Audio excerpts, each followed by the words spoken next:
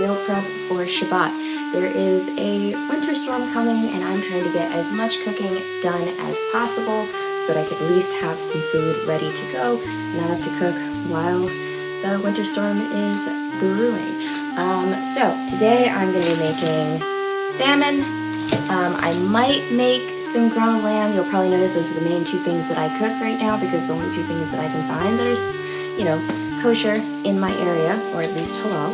But I'm going to be making salmon. Mainly I have, and I'll take you over here to see it, I have some curry, potatoes, and carrots going with onions and peppers. And I made my own curry mixture with some key spices that I'll include in the description. But that's what I'm working on so far. And I'm not making challah this time, mainly because it takes a super long time to proof, and I have to leave for shul in a couple of hours for a different Shabbat that I'm going to be doing that. But I'm going to show you the process and take you through. I'm also going to be doing some cabbage, which is going to be really awesome. So I have my cabbage right here. I'm going to be washing this, prepping it, dicing it, chopping it. Some of it I'm probably going to freeze after I cook it, but I'm going to be cooking this whole head of cabbage, and no, I'm not going to be boiling it, I'm going to be sauteing it. So that's going to be the main focus of my meal. To make the potato mixture that I've just been working on now, I added frozen carrots, frozen peppers and onions, and frozen shredded potatoes together into a container with garlic powder, turmeric, cinnamon, coriander, cardamom, basil, and salt and pepper, and a little ounce of chili powder just for that extra flavorful kick, and it is absolutely delicious. So I'm going to go ahead and get this off the stove because this is officially done, and then we'll start on the cabbage. Getting this transferred over.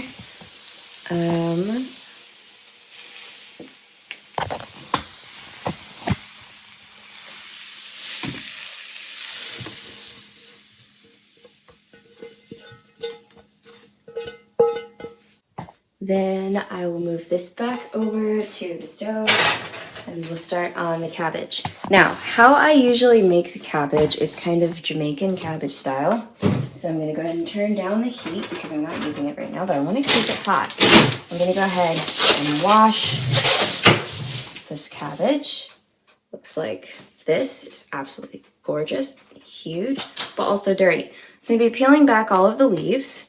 I'm going to be washing the leaves individually, then I'm going to roll them back up and slice them. Another way to wash cabbage is to slice the entire thing and then wash it afterwards. I'm probably going to do a mixture of both because I'm trying to save on prep time, but we'll see how it goes, and I'll see once I peel back the leaves how dirty it is and how much I really need to clean it. Okay, peeling back the leaves of the cabbage.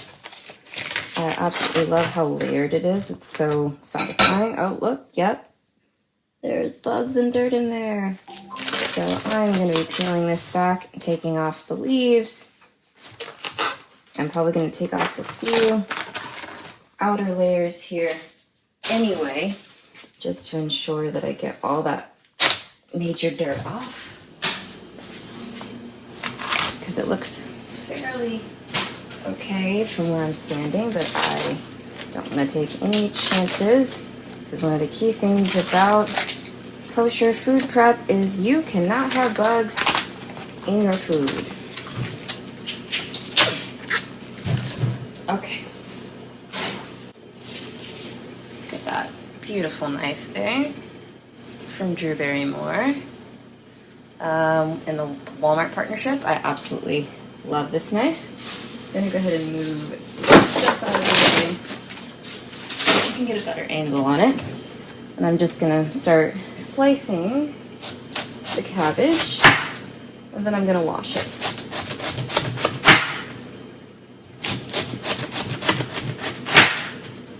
Okay.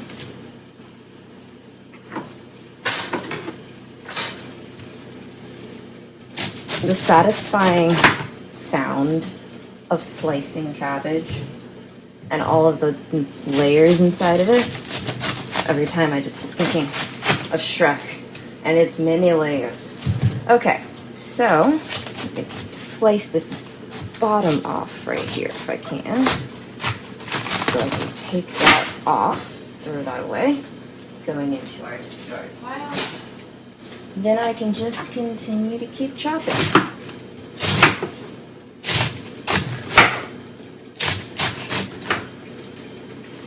Now, a lot of people would take cabbage and they would boil it. But again, mine is going to be more Jamaican style cabbage, which is going to be sauteed. And I got this idea because my parents used to make this all the time. So I'm going to go ahead and prep that cabbage. I'm going to do a little bit at a time. Okay, next batch of cabbage to wash coming up. Good to go. I'm going to go ahead and add this in to the pan. This is my pan of cabbage.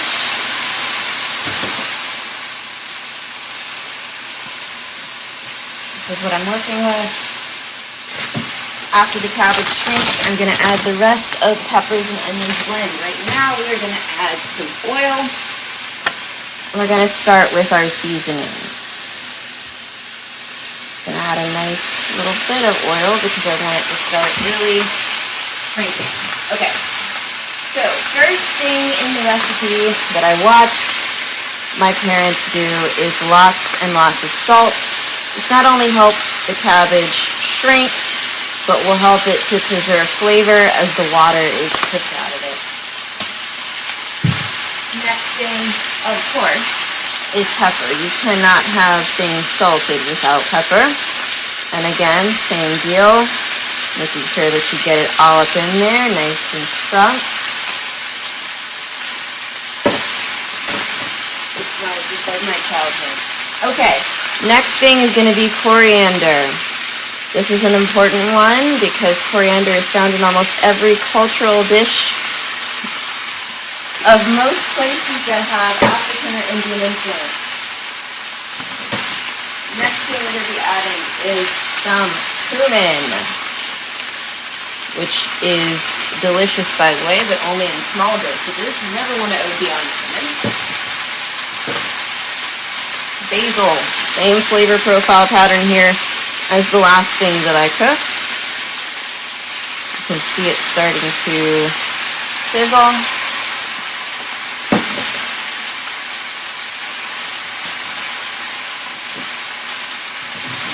Then we're going to go for some garlic powder, so I don't have actual garlic on hand. Eventually I'm going to stir this, but I'm waiting for just a tiny bit of turmeric, just a tiny little bit. But I'm waiting for the cabbage to start reducing before I do it. I'm also going to do a little bit of mustard powder. This is found in a lot of Caribbean food flavor profiles, and I think it just makes it taste delicious. And finally, lots and lots of thyme. And I don't have full thyme leaves, so ground thyme isn't after work. Thyme is also another spice that is frequently found in Caribbean cooking, which is my inspiration for today's meal because it is warm and hearty and crucial. Now, instead of challah, I'm going to be doing cornbread, which is going to be kind of my substitution for challah today. I hear the sizzling starting. I'm seeing it start to reduce, so I'm going to go ahead and start moving this around gently. Look at that. It's actually starting to reduce. Oh my word. I love it when cabbage starts to caramelize and get soft. It is my favorite thing. Now, I grew up eating cabbage, and it was made in a number of ways. My grandmother used to make cabbage with chicken bouillon, the little chicken flavor cubes, and put them inside and boil it, and then saute it afterwards. My granddad, I think, would just boil it. And I learned from my dad how to saute it and cook it down over the stove with no boiling necessary. And so I'm going to wait for this to completely reduce. It's going to also caramelize as the water cooks out. The leaves are going to completely wilt, and you'll want all of your cabbage to look like this. So I'm going to leave this on the stove to do what it does. And I'm going to go ahead and add the peppers and onions so that it is all cooking together, because at this point it has wilted. So peppers and onions going in. Amazing. So while this is all cooking, I'm going to start on the cornbread. And this is going to continue to do what it does on medium heat. And I'm going to go ahead and get the rest of the food done. And then after this is done, I can start on the salmon. And the salmon is going to come in last because it takes the shortest amount of time to cook. So cornbread is next. And then I'm going to plate everything in these super cool meal prep containers. The rest is going to go into a large dish. Okay, so my mixing bowl is clean. I'm going to go ahead and clear out my workspace area where all that cabbage chopping just happened, and I'm going to start on the cornbread. Okay, I'm back, and I'm going to start on the cornbread. So what I have is some Bob's Red Mill, which is like the best brand of gluten-free stuff besides King Arthur. They have a cornbread mix, so everything is already in here that I would need, and all I need to do is add milk, eggs, and butter or oil, and that is what I am about to do. Okay, so apparently it says it needs this whole package.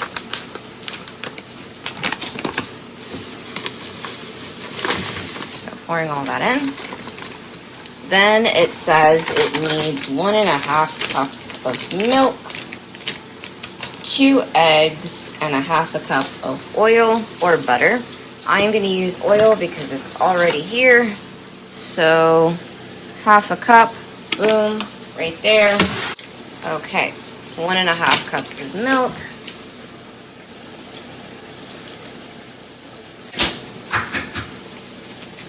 One and two.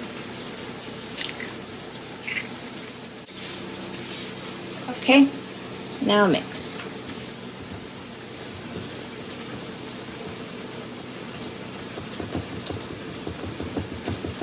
Now for me, because I am really big on, and I know y'all are probably not gonna like me for this, but I'm really big on sweet cornbread.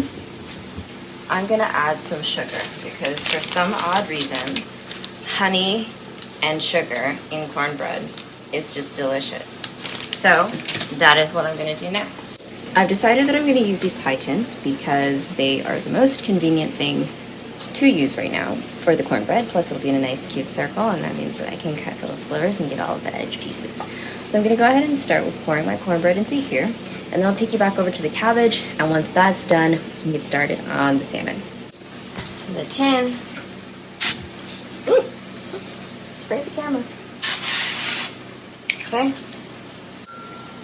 And my arm strength is not that great, so here it goes. I'm going to try and get up as much of it as I can.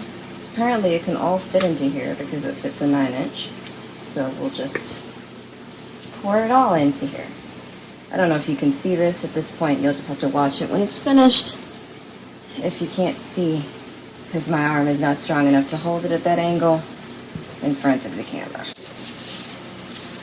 Okay, we will get this into the oven, but now I'm going to take you back over to the cabbage, which is looking amazing. Oh, look at that.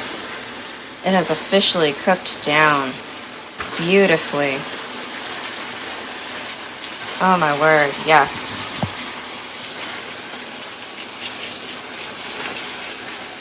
Look at the caramelization.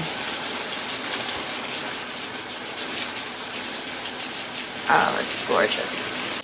So this is going to finish cooking. The cabbage and the cornbread is going in the oven. And soon I will put on the salmon, and that'll be the finishing touch on the piece, and then I'll show you the finished product. But it is already pretty much done.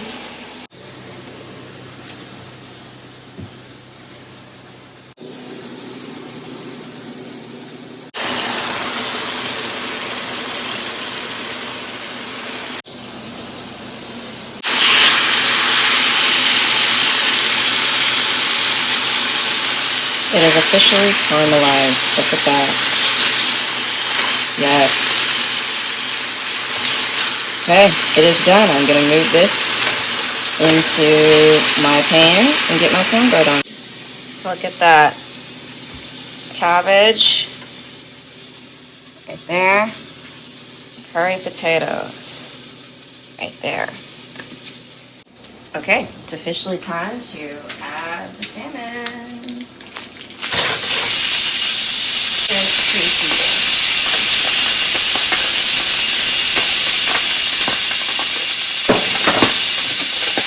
Add a little bit more oil to the pan.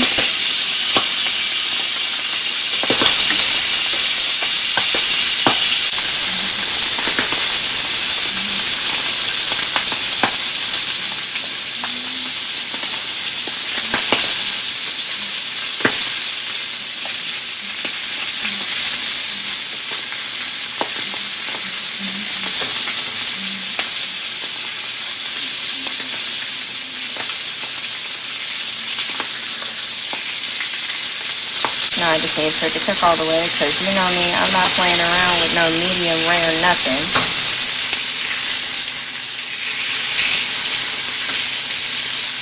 But that's what my salmon looks like.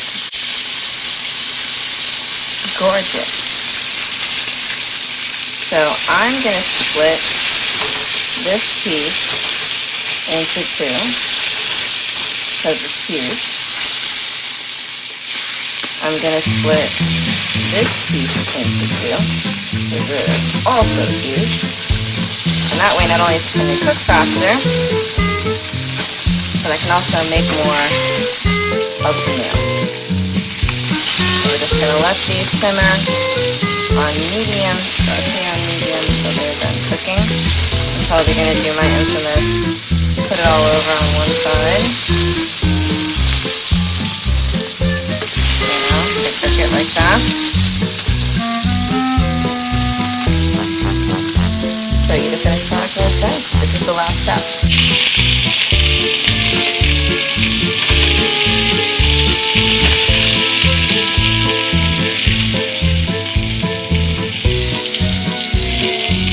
Finished product here.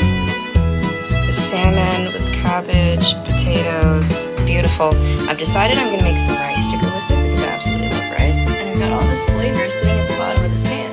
So I'm going to go throw some rice in here with some water, and we're going to go ahead and make some rice to go with it. Just look at how beautiful that looks. Okay, I've got the rice sitting at the bottom of this pan.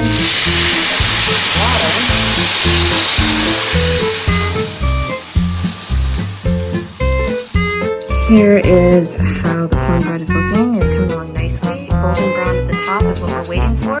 And the meals are officially done. This is the final plate. I'm about to cut the cornbread and put it in a little cute corner over here.